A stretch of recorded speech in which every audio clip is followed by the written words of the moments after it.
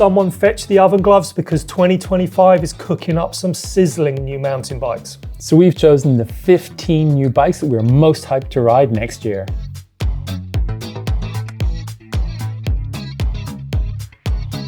Now, I'm going to kick things off with the bike that's blown the doors off the e-bike market since it was introduced. Which one's that? The Amflow PL Carbon with the DJI motor.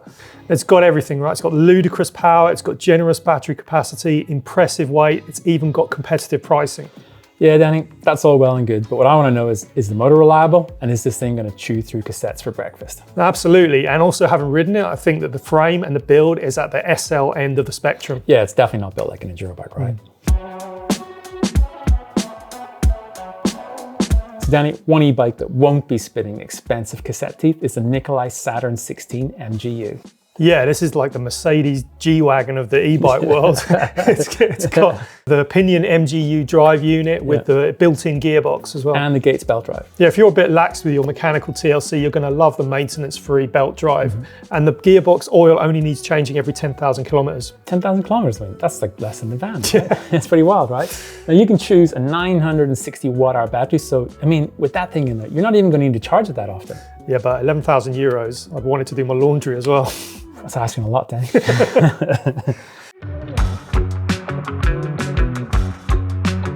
But I don't think we should make this list all about super spendy e-bikes, Danny.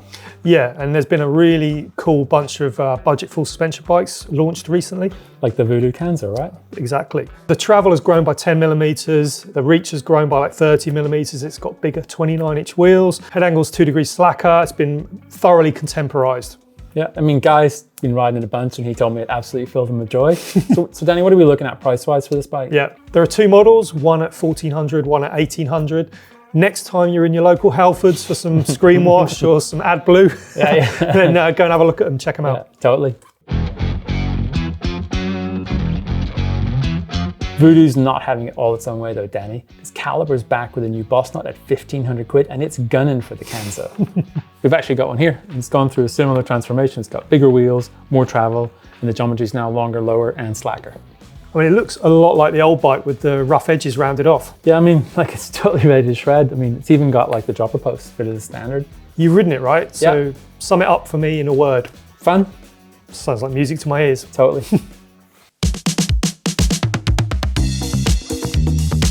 There's one more budget full suspension bike that I want to add to this list. Yeah. Now, it's rare to see big brands playing in this space, but Specialized has a long history of making bikes that punch above their weight. Yeah, you mean bikes like the camber, the pitch, and the status, right? Yeah, exactly. Now it has the Chisel FS, which is a kind of cut price epic that you can rally around your local woods on a Saturday, line up at an XC race on a Sunday. Now it's about 2K for the cheapest model. And that's pretty good, right? It's good. And when Guy tested it, he said it was fast, responsive, and properly exciting. He definitely used the word properly, right? But can I add another Specialized to the list? Yeah, go for it. The Specialized Stumpjumper 15. The latest Stumpjumper 15 is at the opposite end of the price spectrum, but is the best Stumpjumper I've ever ridden. And you've ridden them all? All 15 of them, yeah. So why is it the best? Simple. The new Genie Shock gives it better suspension performance and more tuning options than the old bike. So it absolutely rips on the descents and still pedals like stink up the climbs. It sounds like a future classic. Absolutely. Talking of classic, what happens when you cross something as classic as steel frame tubing with something as modern as a motor and a battery? An absolute mishmash? Not quite, it's Cotic's new Rocket. Okay. And while it's easy to be unkind about the eye-watering prices and the quirky looks, I think it still deserves inclusion here because Cotic has gone out on a limb and created something completely different from what's out there. But Danny, it's not all left field, is it? No, I mean, it still gets a Shimano motor, still gets Shimano batteries, but they're all external. Okay. I think the point about this bike is that it's trying to ride like a Cotic. That's what they've prioritized, even if that's to the detriment of other aspects of the bike. Yeah, I mean, you nailed it there because Guy told me that he actually preferred the way this bike rode to, guess what? The Santa Cruz Vala. I know, believe it or not. It's wild, right? Big words from Guy. Can't judge a book by its cover. No, you can't. Exactly. I'm glad you mentioned the Vala because that's the next bike on my list. So what made it stand out for you?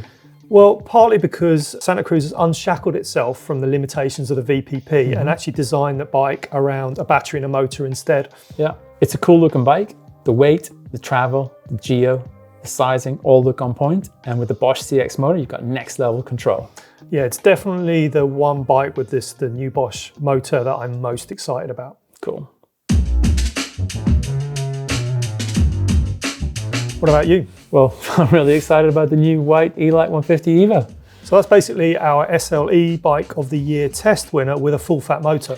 Yeah, it gets the Bosch CX motor with 85 Newton meters torque, so it's up from 55 Newton meters torque, which was on the SX motor. So it's still got the 400 watt-hour battery? Yeah, it's got a 400 watt-hour battery in the down tube, but you can also add the 250 watt Power More range extender if you want to go on bigger rides and use it in the full power setting. Yeah, but Al, this bike looks dirty. Well, yeah, of course it is, because I've been riding it. Okay, so what do you think of it? Well, it was our e-bike of the year, and now it's got more torque, better range, a smaller rear wheel with better grip. It still got the same suspension response, the same geometry, and I think it's amazing. Win, win, win. It could be a 10 out of 10 bike. Okay. Yeah, could be, right? Little disclaimer. There's some other bikes earlier in our list that maybe like could stop at getting that, but I've been super impressed with the 2 rides I've had already. Watch this space. So I know we've had a lot of e-bikes already, but there's one more I want to add to the list, and it's the bike behind me, the Trek Slash Plus.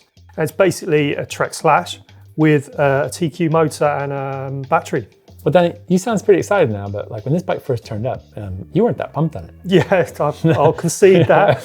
I thought, the drivetrain was going to kind of suck all of the range out of the TQ motor. And I thought that the high pivot was just going to kind of suck the life out of the ride and handling. So we both know that the TQ motor with a 360 watt-hour battery doesn't have the best range. That is true, but this bike has got the new 580 watt-hour battery. So actually the range is pretty good.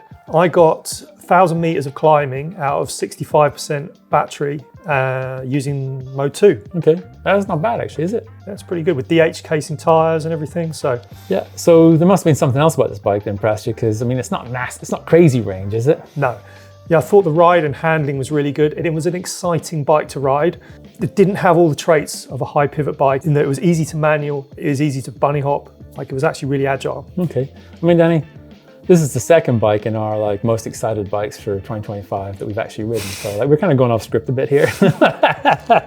We're not just excited to ride them. We've already ridden some of them. Well, yeah. Getting ahead of ourselves. We're totally getting ahead of ourselves.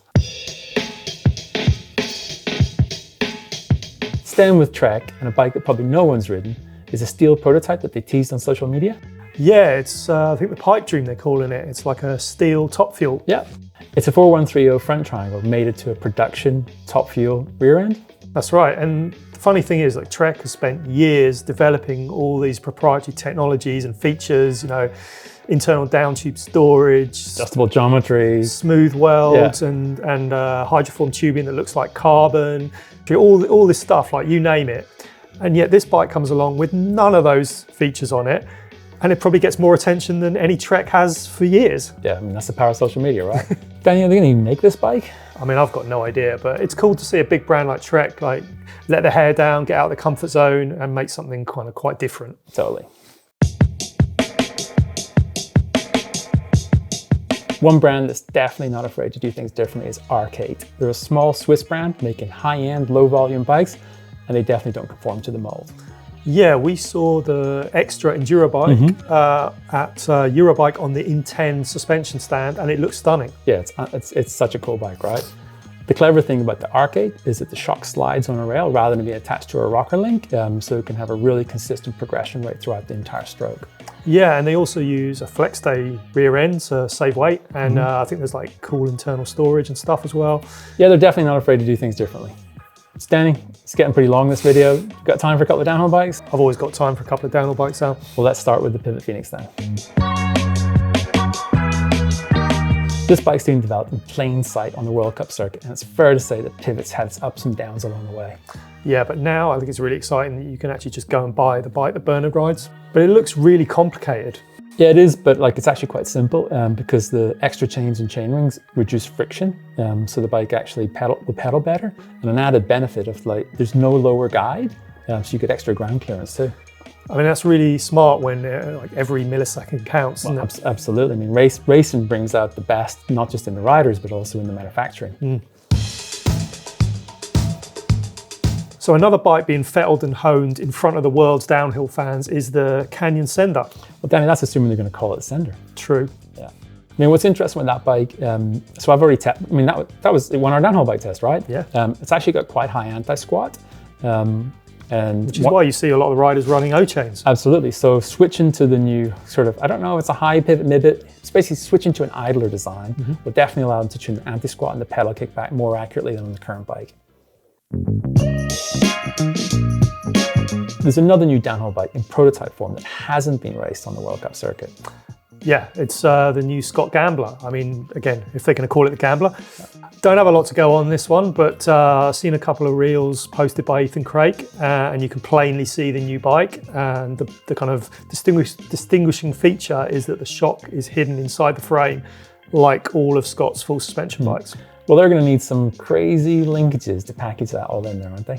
They are indeed, but I guess at least the mechanics will be happy because they won't have to spend so long cleaning the bikes in between runs. That's probably the biggest, most positive spin I've seen. The mechanics will not be happy. I mean, can you imagine changing a spring weight on that bike? It'll be a nightmare. It'll be an absolute nightmare. There's going to be no happy mechanics with an internal shock. It's true, right?